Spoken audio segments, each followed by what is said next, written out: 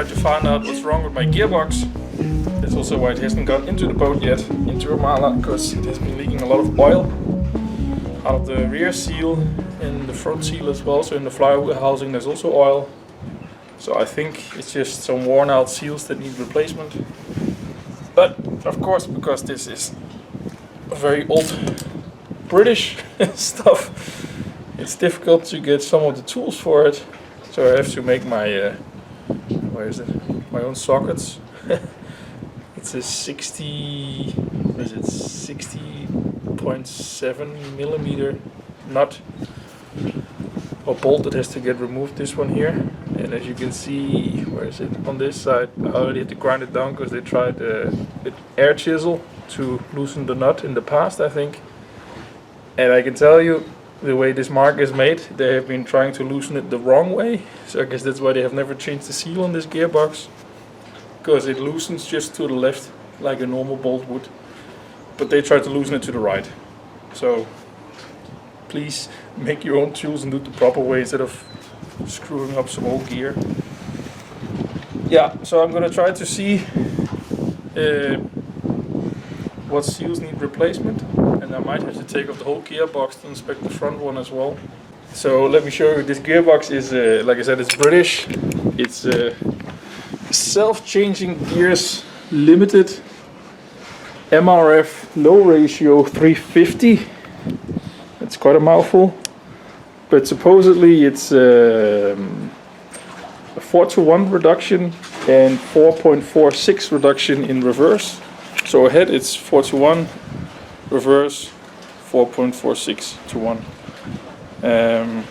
Yeah, so the seal in here has been leaking a lot of oil, so when I filled it up after I painted the engine and everything, stupid me, I should have checked the seals to begin with, but pretty much all the oil came out over a matter of 3 weeks. Also when I started it was dripping a lot, so I'll take off this back plate, inspect it, and then I have the manual for it as well that I found online, and I'll see if I can find the actual order numbers. And I think there's one guy called Graham that I wrote last year in the UK that supposedly has parts, new old stock for it. So I hope I can buy these seals. So the problem is I think it's an imperial size that I can't get in Denmark. Of course I could change the shaft and maybe change the outer diameter of this flange or this face here so it becomes a metric size, so I can put a metric seal on it. But I'll try to find original parts first. So let's see how this goes.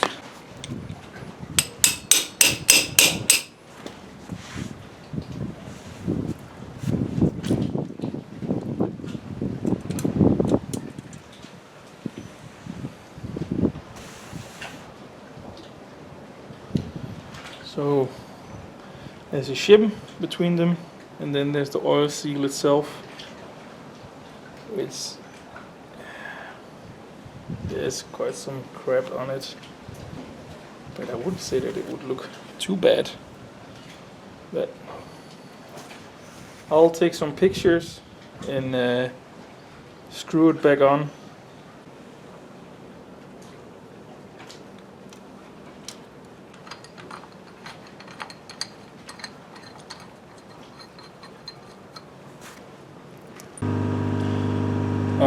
That's great timing with the compressor running.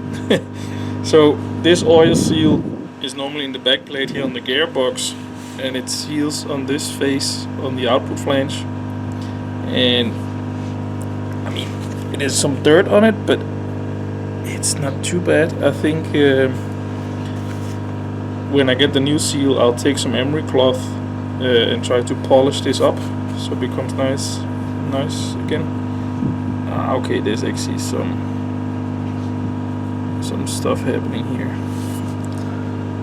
on the output.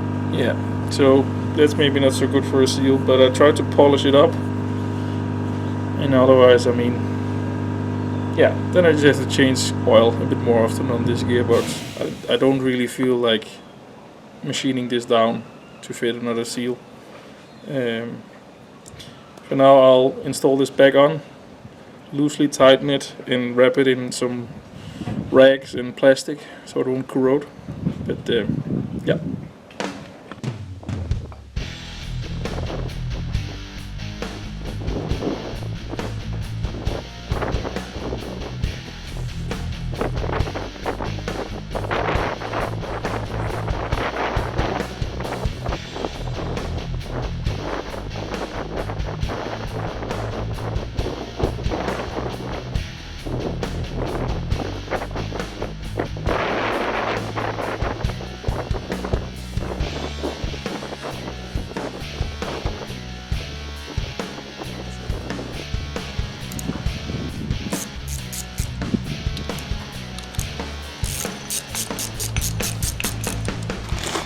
I think it all looks quite fine. I'll try taking some pictures, but it doesn't seem like there's much wear, and the wear looks quite even on the teeth. No broken teeth, so I'm happy.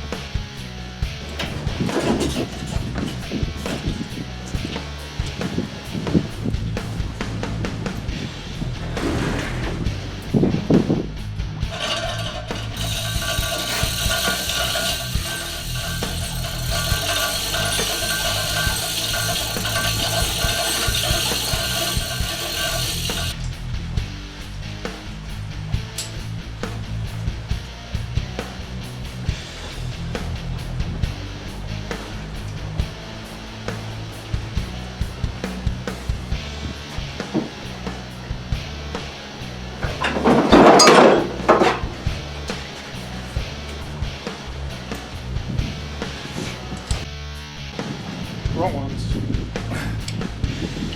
Should not get open. Easy up, not these.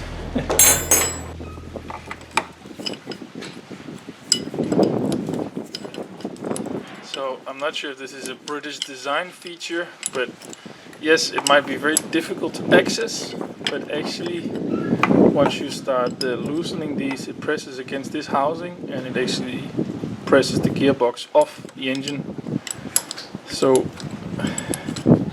first glance it might not look that well designed, but it actually serves a purpose.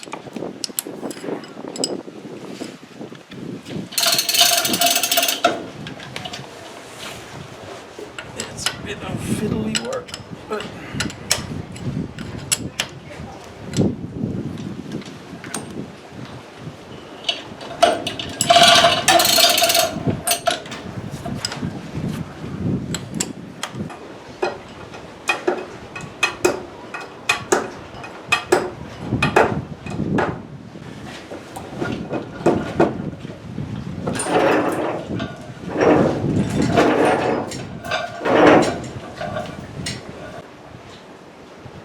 that is one dismounted gearbox. You can see it has this spline shaft here that fits into this dampener. So for those that are new to my channel, or at least haven't seen the videos where I built this engine, Omala originally came with a Perkins 6.354 Ep, which is a British engine, a 6-cylinder without turbo. I think it had around 110 horsepower, but the engine was broken, the pistons were seized, and I tried all kinds of stuff to get them loose. So I ended up actually ripping the whole driveline out, the whole engine, that gearbox was on it. So then I bought an engine from Massey Ferguson combine harvester, which is this block here. It's also exact same engine in Perkins, but this is an agricultural version, as you can see here. I'm not sure if John Pete is still watching my videos, but he pointed out to me that it is a Sturmet. Where is it? There, little castle. Sturmet, and that stands for the Sterling Metal Foundry. It's in the UK, and they made blocks for Perkins. So this is also a Perkins 6.354, and I took most of the marine parts from the Omala's original engine and transferred them. So the header tank, The heat exchanger here for engine oil, raw water pump of course, oil filter housing. I swapped the oil pan for the marine version I had. Made new engine mount because the engine mount is different on this block.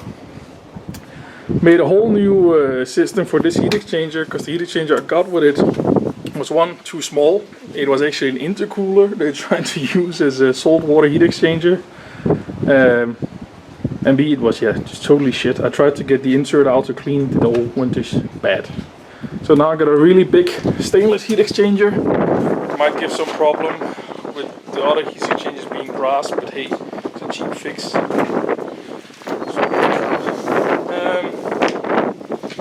It has a wet exhaust manifold, or at least wet as in the exhaust manifold is cooled by the raw water, the salt water, and exits here. And then I have a dry exhaust that goes out of the stack on the top of the boat. So originally I think Omala had a turbocharger on the Perkins, so I think this is the third engine she will get, because the manifold and all the other parts look like they belong to a turbo. Like there was a flange here that the turbocharger would mount onto for the exhaust, and some of the parts as well. So that belongs to a Perkins 6.344T, where T stands for turbo. Yeah, and also swapped the starter for a 24 volt starter. So more or less the same engine. I swapped all the parts, but now the gearbox is leaking, so that needs to get fixed. I also swapped out the flywheel when I rebuilt the engine, so it has a heavier flywheel than she came with this engine. So I installed that in February 2021, and I have a tendency to write down what I do. It was quite a hassle because I had to machine some things on the flywheel so it fit better. Put a new damper, or the damper that the old engine came with, because the spline otherwise wouldn't fit the gearbox. So I will also mark how they tightened and the torque. And I've dial indicated everything. I was quite worried nothing would fit straight. So if you look back at some of my videos, I think I have 1 or 2 videos about building this engine and all the stuff I've done to it.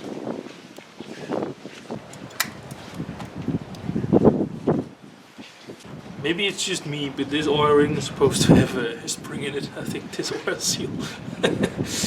So this one has to get swapped, the aft one. And next up, actually, I open the filter element for the oil and see if I can order a new one for that as well.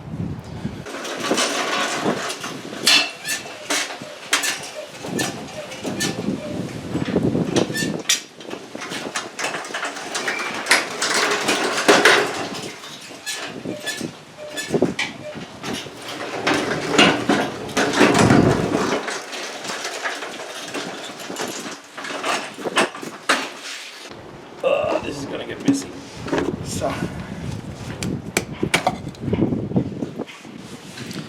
So at first look, the filter looks fairly clean.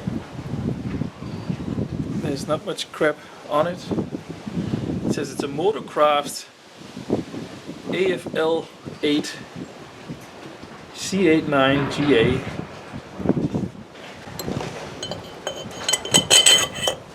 I should have worn gloves for this. Coulda, woulda, shoulda. I think when I was rebuilding the engine, I had to go to 4 different bolt shops to get all the thread I needed. There's even some Whitworth on the main engine. Whitworth Imperial, and then some of the stuff I put on it metric. Let's take some pictures of all that stuff, find the numbers in the service manual, and see if I can find somebody in the UK that